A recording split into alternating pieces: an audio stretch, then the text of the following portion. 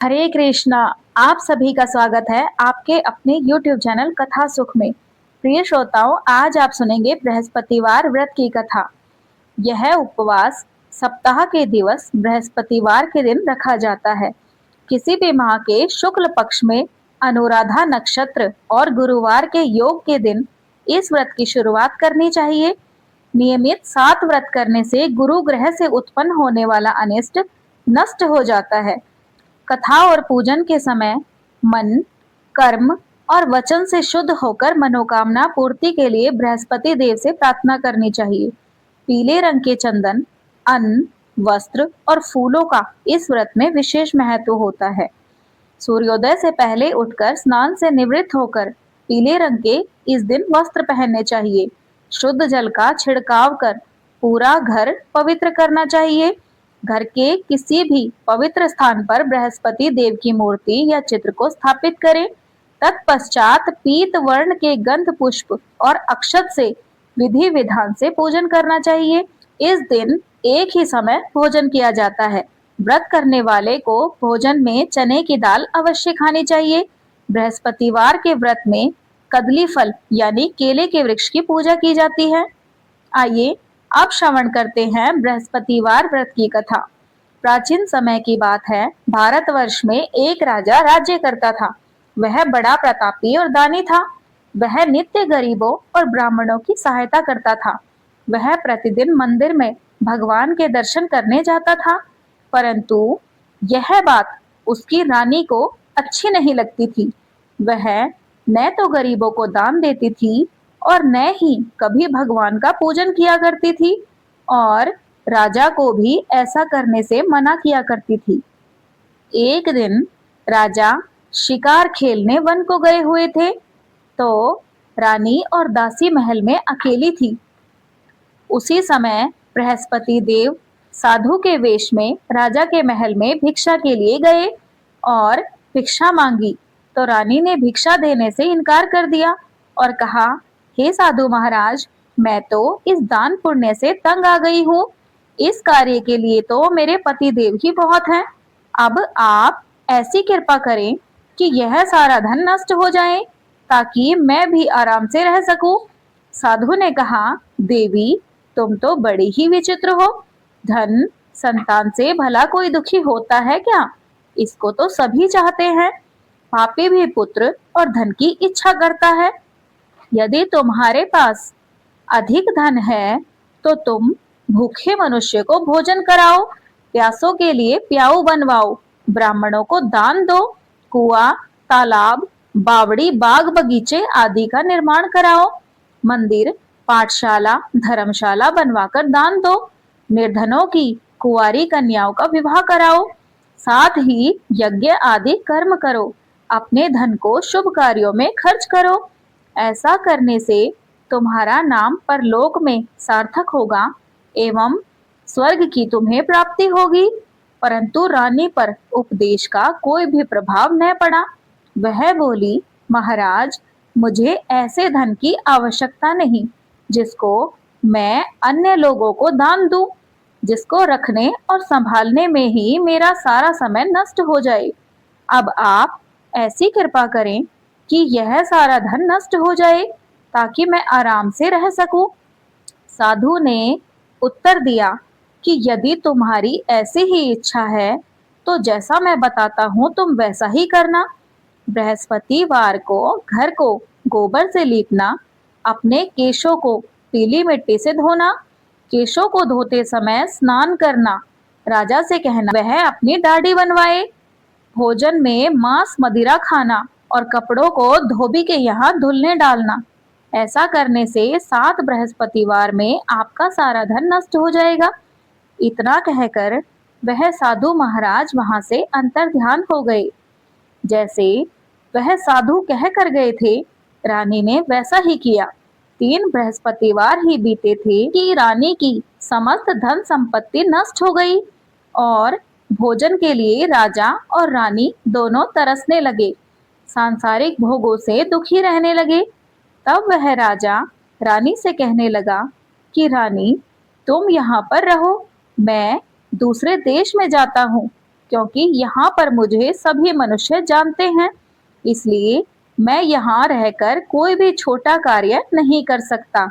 ऐसा कहकर राजा परदेश चले गए और वहां जाकर जंगलों में लकड़ी काटकर उन्हें शहर में बेचने का काम करने लगे। इस तरह से वे अपना जीवन व्यतीत करने लगे। इधर राजा के बिना रानी और दासी दुखी रहने लगी। किसी दिन भोजन मिलता और किसी दिन जल पीकर ही वे रह जाती।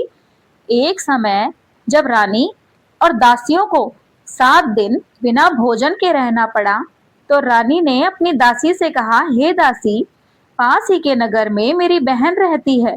वह बड़ी ही धनवान है, तो उसके पास जा और 5 सेर बेझर मांग ला, और ताकि कुछ समय के लिए थोड़ा बहुत गुजर बसर हो जाए।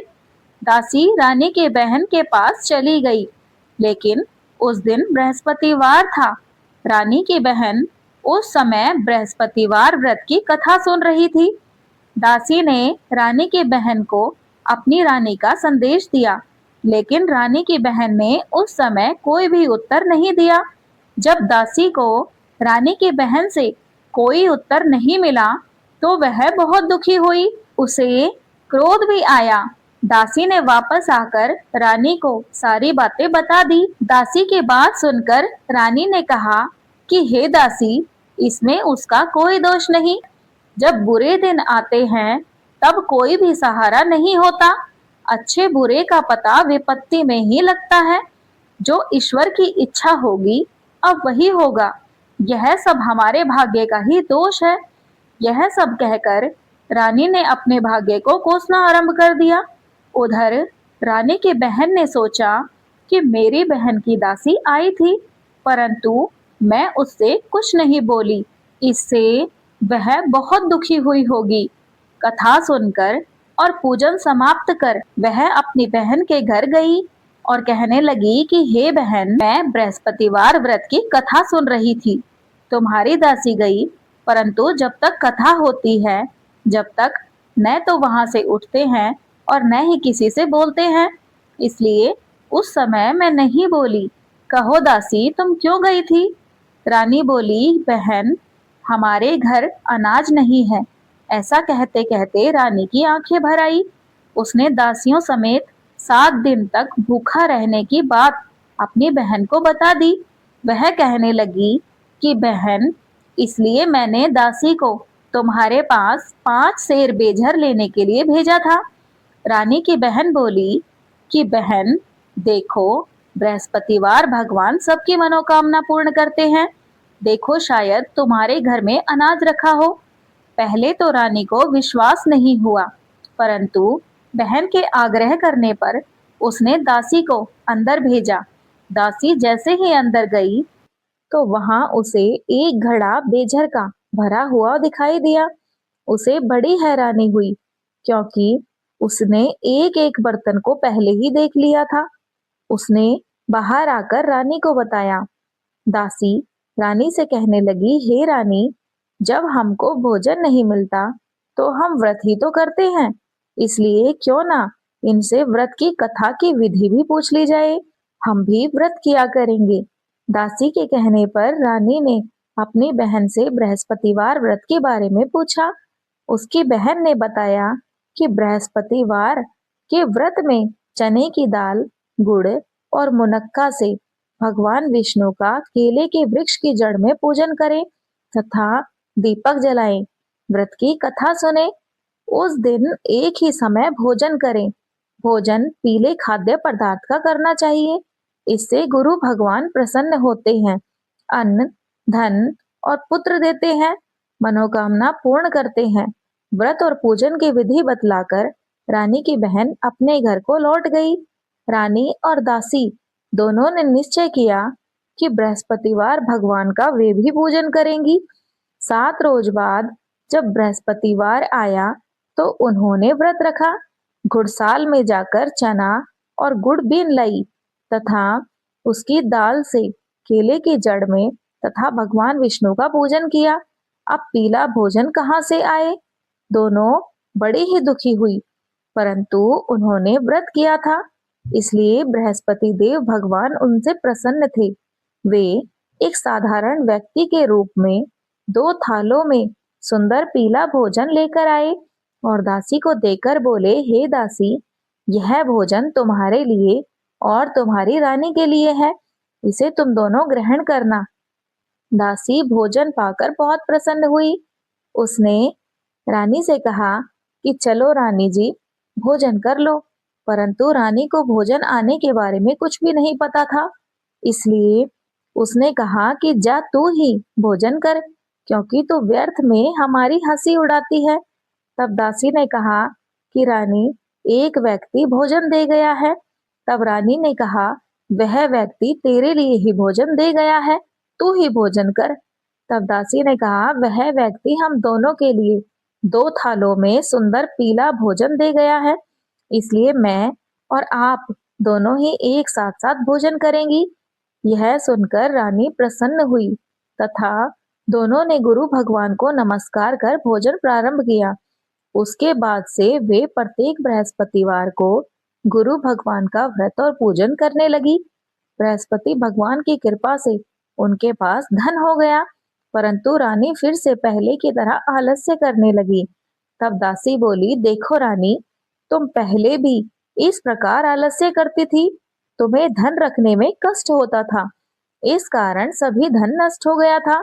अब गुरु भगवान की कृपा से जब धन वापस मिला है, तो तुम फिर से आलस्य करती हो। बड़ी मुसीबतों के बाद हमने यह धन पाया है, इसलिए हमें दान पुण्य करना चाहिए। अब तुम भूखे मनुष्य को भोजन कराओ, प्याऊ लगवाओ, ब्राह्मणों को दान दो, कुआं, बावड़ी, बाग बगीचे आदि का निर्माण करवाओ, मंदिर, पाठशाला, धर्मशाला बनवाकर दान दो तथा निर्धनों की कुंवारी कन्याओं का विवाह कराओ। साथ ही साथ यज्ञ आदि कर्म करो और अपने धन को शुभ कार्यों में खर्च करो, जिससे तुम्हारे कुल का यश बढ़ेगा तथा स्वर्ग प्राप्त होगा और तुम्हारे पितर प्रसन्न हो जाएंगे। दासी की बात सुनकर रानी शुभ कर्म करने लगी। अब उसका यश धीरे धीरे फैलने लगा। एक दिन रानी और दासी आपस में विचार करने लगी कि न जाने राजा किस दशा में होंगे, उनकी कोई खोज खबर भी नहीं है। उन्होंने श्रद्धा पूर्वक गुरु बृहस्पति भगवान से प्रार्थना की कि राजा जहां कहीं भी हो, शीघ्र ही वापस आ जाएं। उसी रात्रि को बृहस्पति देव ने राजा को स्वप्न में कहा कि हे राजा, उठ, तेरी रानी तुझको याद करती है, अपने देश को लौट जा। राजा प्रातःकाल उठा और जंगल से लकड़ी काटने के लिए जंगल की ओर चल पड़ा। जंगल से गुजरते हुए विचार करने लगा कि रानी की गलती से उसे कितने दुख भोगने पड़े। राजपाट छोड़कर जंगल में आकर रहना पड़ा, जंगल से लकड़ी काटकर शहर में बेचकर गुजारा करना पड़ा और अपनी दशा को याद कर वह व्याकुल होने लगा। उसी समय राजा के पास बृहस्पति देव साधु के वेश में आकर बोले, हे लकड़हारे, तुम इस सुनसान जंगल में किस चिंता में बैठे हो, तुम मुझे बताओ। यह सुन राजा के नेत्रों में जल भर आया। साधु की वंदना कर राजा ने अपनी संपूर्ण कहानी सुना दी। महात्मा दयालु होते हैं। वे राजा से बोले, हे राजा, तुम्हारी पत्नी ने बृहस्पति देव के प्रति अपराध किया था, जिसके कारण तुम्हारी यह दशा हुई। अब तुम चिंता मत करो, भगवान तुम्हें पहले से भी अधिक धन देंगे। देखो, तुम्हारी पत्नी ने बृहस्पतिवार का व्रत आरंभ कर दिया है। अब तुम भी बृहस्पतिवार के व्रत में चने की दाल, गुड़ और मुनक्का से भगवान विष्णु का केले के वृक्ष की जड़ में पूजन करो तथा उनके समक्ष दीपक जलाओ और कथा सुनो। उस दिन एक ही समय भोजन करना और भोजन पीले खाद्य पदार्थ का करें। भगवान तुम्हारी सब मनोकामनाओं को पूर्ण करेंगे। साधु की बात सुनकर राजा बोला, हे प्रभु, लकड़ी बेचकर तो इतना पैसा नहीं मिलता जिससे कि भोजन के उपरांत मैं कुछ बचा सकूं। मैंने रात्रि में अपनी स्त्री को व्याकुल देखा है। मेरे पास कोई साधन नहीं जिससे मैं उसका समाचार जान सकूं। फिर मैं कौन सी कहानी कहूं, यह भी मुझको मालूम नहीं। साधु ने कहा, हे राजा, मन में बृहस्पतिवार भगवान के पूजन व्रत का निश्चय करो, वे स्वयं तुम्हारे लिए कोई राह बना देंगे। बृहस्पतिवार के दिन तुम रोजाना की तरह लकड़ियां लेकर शहर में जाना, तुम्हें रोज से दुगना धन प्राप्त होगा, जिससे तुम भली भांति भोजन कर लोगे तथा बृहस्पति देव की पूजा का सामान भी आ जाएगा। जो तुमने बृहस्पतिवार की कहानी के बारे में पूछा है वह इस प्रकार है कि प्राचीन काल में एक बहुत ही निर्धन ब्राह्मण था। उसके कोई संतान न थी। वह नित्य पूजा पाठ करता, उसकी स्त्री न स्नान करती और न ही किसी देव का पूजन करती। इस कारण ब्राह्मण देवता बहुत दुखी रहने लगे। वे अपनी पत्नी को बहुत समझाते थे, लेकिन उसका कोई परिणाम नहीं निकलता। भगवान की कृपा से ब्राह्मण के यहाँ एक कन्या उत्पन्न हुई। कन्या बड़ी होने लगी। प्रातः स्नान करके वह भगवान विष्णु का जप करती, बृहस्पतिवार का व्रत भी करने लगी। पूजा पाठ समाप्त कर पाठशाला जाती तो अपनी मुट्ठी में जौ भर के ले जाती और उन्हें पाठशाला के मार्ग में डालती जाती। लौटते समय वही जौ स्वर्ण के हो जाते तो उनको बीनकर वह घर ले आती। एक दिन वह बालिका सूप में उन सोने के जौ को फटक कर साफ कर रही थी। तभी उसकी माँ ने देख लिया और कहा कि हे बेटी, सोने के जौ फटकने के लिए सोने का सूप भी तो होना चाहिए। दूसरे दिन गुरुवार था। कन्या ने व्रत रखा और बृहस्पति देव से सोने का सूप देने की प्रार्थना की और कहा कि हे प्रभु, यदि सच्चे मन से मैंने आपकी पूजा की हो तो आप मुझे सोने का सूप दीजिए। बृहस्पति देव ने उसकी प्रार्थना स्वीकार कर ली। रोजाना की तरह वह कन्या जौ फैलाती हुई पाठशाला चली गई। पाठशाला से लौटकर जब वह जौ बीन रही थी तो बृहस्पति देव की कृपा से उसे सोने का सूप मिल गया। उसे वह अपने घर ले आई और उससे जौ साफ करने लगी, परंतु उसकी माँ का वही ढंग रहा। एक दिन की बात है कि कन्या सोने के सूप में जब जौ साफ कर रही थी उस समय उस नगर का राजकुमार वहां से गुजरा। कन्या के रूप और कार्य को देखकर वह उस पर मोहित हो गया। राजमहल आकर वह भोजन तथा जल त्याग कर उदास होकर लेट गया।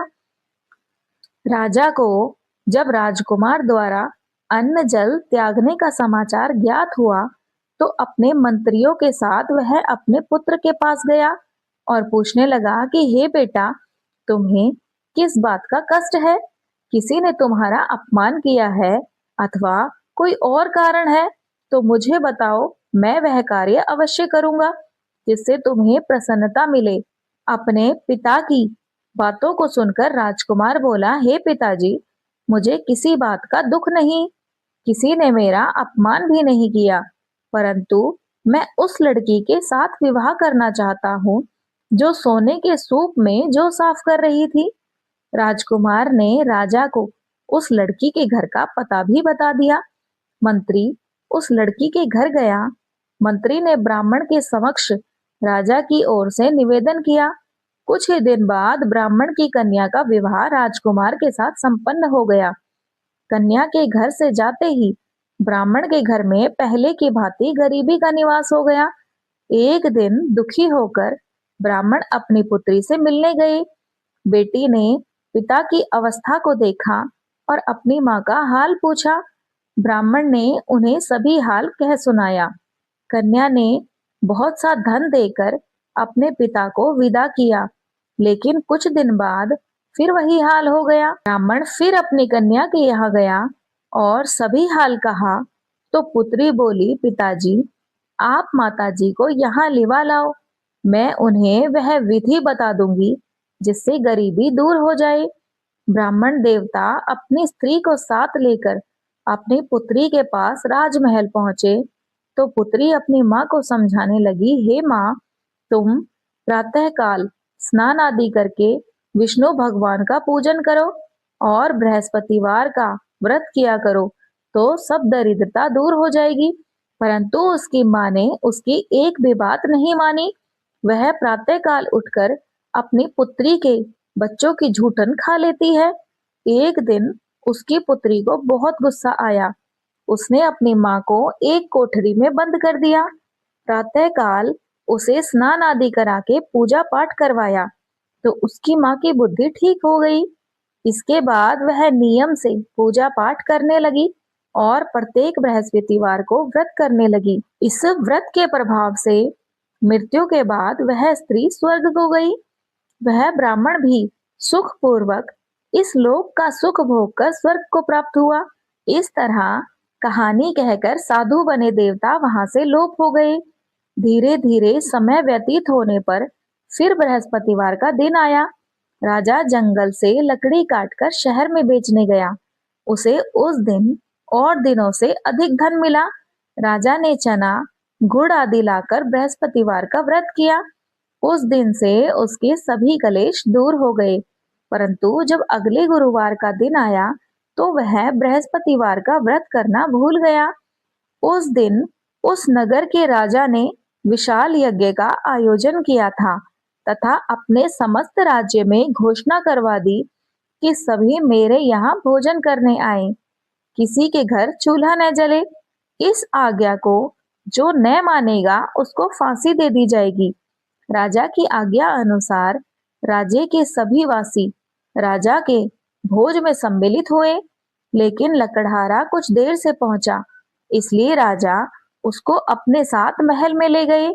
जब राजा लकड़हारे को भोजन करा रहे थे तो रानी की दृष्टि उस खूंटी पर पड़ी जिस पर उसका हार लटका हुआ था। उसे हार खूंटी पर लटका दिखाई नहीं दिया। रानी को निश्चय हो गया कि मेरा हार इस लकड़हारे ने चुरा लिया है। उसी समय सैनिक बुलवाकर उसको जेल में डलवा दिया। लकड़हारा जेल में विचार करने लगा कि न जाने कौन से पूर्व जन्म के कर्म से मुझे यह दुख प्राप्त हुआ है, और जंगल में मिले साधु को याद करने लगा। तत्काल बृहस्पति देव साधु के वेश में प्रकट हुए और कहने लगे, अरे मूर्ख, तूने बृहस्पति देवता की कथा नहीं की, उसी कारण तुझे यह दुख प्राप्त हुआ है। अब चिंता मत कर, बृहस्पतिवार के दिन जेल खाने के दरवाजे पर तुझे 4 पैसे पड़े मिलेंगे। उनसे तू बृहस्पतिवार की पूजा करना तो तेरे सभी कष्ट दूर हो जाएंगे।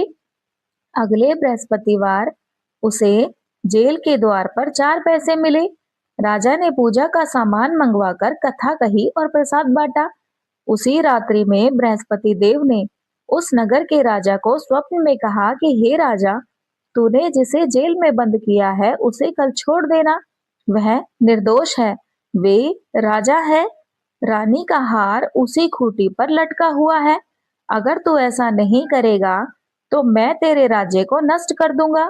राजा प्रातःकाल उठा और खूंटी पर हार टंगा देखकर लकड़हारे को बुलाकर उससे क्षमा मांगी तथा राजा के योग्य सुंदर वस्त्र आभूषण भेंट देकर उसे विदा किया।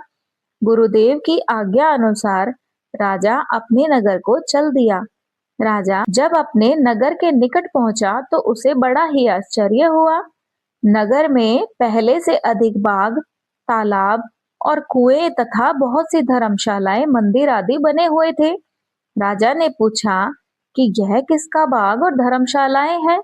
तब नगर के सब लोग कहने लगे कि यह सब रानी और दासी द्वारा बनवाए गए हैं। राजा को आश्चर्य हुआ और गुस्सा भी आया कि उसकी अनुपस्थिति में रानी के पास धन कहां से आया होगा। जब रानी ने यह खबर सुनी कि राजा आ रहे हैं तो उसने अपनी दासी से कहा, हे दासी, देख, राजा हमको कितनी बुरी हालत में छोड़ गए थे, वह हमारी ऐसी हालत देखकर लौट न जाएं, इसलिए तू दरवाजे पर खड़ी हो जा। रानी की आज्ञा अनुसार दासी दरवाजे पर खड़ी हो गई और जब राजा आए तो उन्हें अपने महल में साथ लिवा ले गई। तब राजा ने क्रोध करके अपनी तलवार निकाली और पूछने लगा कि बताओ, यह धन तुम्हें कैसे प्राप्त हुआ? तब रानी ने सारी कथा सुनाई कि यह सब धन हमें बृहस्पति देव के व्रत के प्रभाव से प्राप्त हुआ है। अब राजा ने निश्चय किया कि मैं रोजाना दिन में 3 बार कहानी कहा करूंगा और रोज व्रत किया करूंगा। अब हर समय राजा के दुपट्टे में चने की दाल बंधी रहती और दिन में वह 3 बार कथा कहता। एक रोज राजा ने विचार किया कि चलो अपनी बहन के यहाँ हो आऊं। इस तरह का निश्चय कर राजा घोड़े पर सवार हो अपनी बहन के यहाँ चल दिया। मार्ग में उसने देखा कि कुछ आदमी एक मुर्दे को लिए जा रहे हैं। उन्हें रोककर राजा कहने लगा, अरे भाइयों, मेरी बृहस्पतिवार की कथा सुन लो। वे बोले, लो, हमारा तो आदमी मर गया और इसको अपनी कथा की पड़ी है। परंतु कुछ आदमी बोले, अच्छा कहो, हम तुम्हारी कथा भी सुनेंगे। राजा ने दाल निकाली और कथा कहनी शुरू कर दी। जब कथा आधी हुई तो मुर्दा हिलने लगा और जब कथा समाप्त हुई तो राम राम करके वह मुर्दा खड़ा हो गया। राजा आगे बढ़ा। उसे चलते चलते शाम हो गई। आगे मार्ग में उसे एक किसान खेत में हल चलाता हुआ दिखाई दिया। राजा ने उससे बृहस्पतिवार व्रत की कथा सुनने को कहा। वह किसान कहने लगा कि जब तक मैं तुम्हारी कथा सुनूंगा तब तक तो मैं 4 हरैया और जोत लूंगा। जा अपनी कथा किसी और को सुनाना। राजा आगे चल पड़ा। राजा के हटते ही बैल पछाड़ खाकर गिर गए तथा किसान के पेट में बहुत जोर से दर्द होने लगा। उसी समय किसान की माँ रोटी लेकर आई हुई थी। उसने जब यह देखा तो अपने पुत्र से सब हाल पूछा। बेटे ने सभी हाल अपनी माँ को बता दिया। तब बुढ़िया दौड़ी दौड़ी उस घुड़सवार के पास पहुंची और उससे बोली कि बेटा, मैं तेरी कथा सुनूंगी, तू अपनी कथा मेरे खेत पर चलकर ही कहना। राजा ने लौटकर बुढ़िया के खेत पर जाकर कथा कही, जिसके सुनते ही बैल खड़े हो गए तथा किसान के पेट का दर्द भी बंद हो गया। अब राजा अपनी बहन के घर पहुंच गया। बहन ने भाई की खूब मेहमानी की। दूसरे रोज प्रातःकाल राजा उठा तो वह देखने लगा कि सब लोग भोजन कर रहे हैं। राजा ने अपनी बहन से जब यह पूछा कि ऐसा कोई मनुष्य है जिसने भोजन न किया हो, जो मेरी बृहस्पतिवार की कथा सुन ले। बहन बोली, भैया, यह देश ऐसा ही है। यहाँ लोग पहले भोजन करते हैं और बाद में कोई अन्य काम करते हैं। अगर कोई पड़ोस में हो तो देख आती हूँ।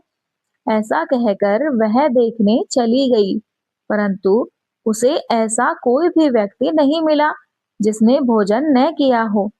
फिर वह एक कुम्हार के घर गई जिसका लड़का बीमार था। उसे मालूम हुआ कि उसके यहाँ 3 दिन से किसी ने भोजन ही नहीं किया। रानी ने अपने भाई की कथा सुनने के लिए कुम्हार से कहा तो वह तैयार हो गया। राजा ने जाकर बृहस्पतिवार की कथा कही, जिसको सुनकर उसका लड़का ठीक हो गया। अब तो राजा की प्रशंसा होने लगी। एक दिन राजा ने अपनी बहन से कहा, हे बहन, मैं अपने घर जाऊंगा, तुम भी तैयार हो जाओ। राजा की बहन ने अपनी सास से अपने भाई के साथ जाने की आज्ञा मांगी। सास बोली कि हाँ, चली जा, मगर अपने लड़कों को मत ले जाना, क्योंकि तेरे भाई के कोई संतान नहीं है। बहन ने अपने भाई से कहा, हे भैया, मैं तो चलूंगी, मगर कोई बालक नहीं जाएगा। राजा बोला, जब कोई बालक नहीं जाएगा तब तुम ही जाकर क्या करोगी।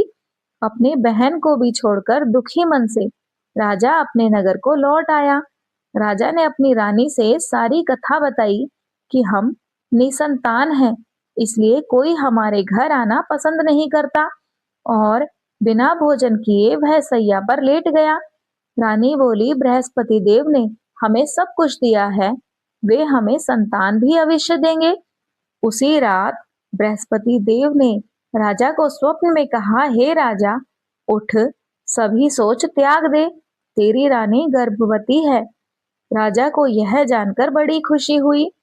9वें महीने रानी के गर्भ से एक सुंदर पुत्र पैदा हुआ। तब राजा बोला, हे रानी, स्त्री बिना भोजन किए तो रह सकती है, परंतु बिना कहे नहीं रह सकती। जब मेरी बहन आए तो तुम मुझसे कुछ मत कहना।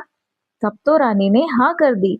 जब राजा की बहन ने यह शुभ समाचार सुना तो वह बहुत खुश हुई तथा बधाई लेकर अपने ही भाई के यहाँ आई। रानी ने तब उससे कहा कि घोड़ा चढ़कर तो नहीं आई, गधा चढ़ी आई हो।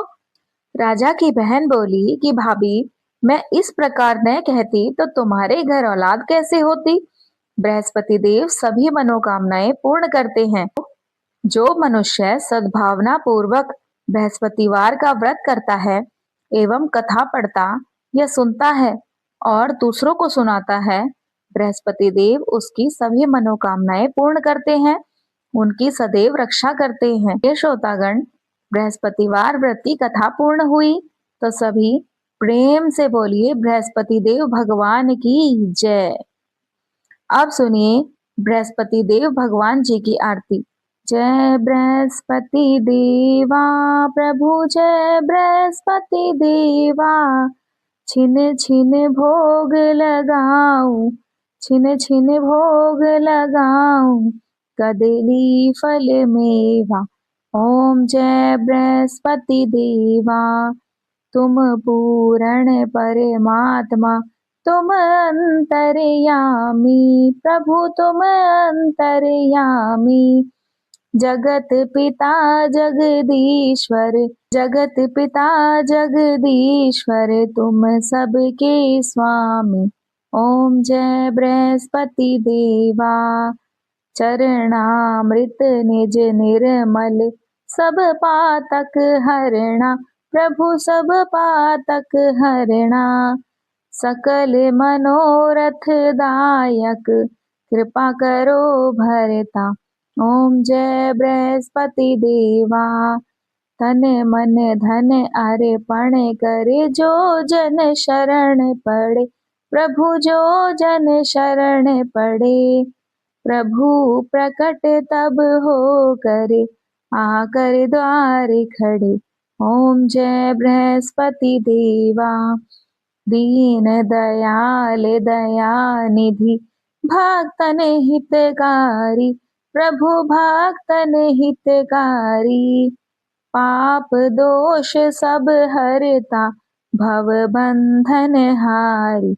ओम जय बृहस्पति देवा, सकल मनोरथ दायक, सब संशय तारो, स्वामी सब संशय तारो, विषय विकार मिटाओ, संतन सुखकारी। ओम जय बृहस्पति देवा, जो कोई आरती तेरी प्रेम सहित गावे, स्वामी प्रेम सहित गावे, ज्येष्ठानंद बंद सो, सो निश्चय पावे। ओम जय बृहस्पति देवा। तो सभी प्रेम से बोलिए बृहस्पति देव भगवान की जय। यदि आज की यह पावन कथा आपको हृदय स्पर्शी लगी हो तो कृपया इसे लाइक कीजिएगा, अपने मित्रों व परिवारजनों के साथ शेयर कीजिएगा और आपके अपने YouTube चैनल कथा सुख को सब्सक्राइब करना न भूलिएगा। आप सभी सुखी व स्वस्थ रहें। जय श्री राधे कृष्णा। धन्यवाद।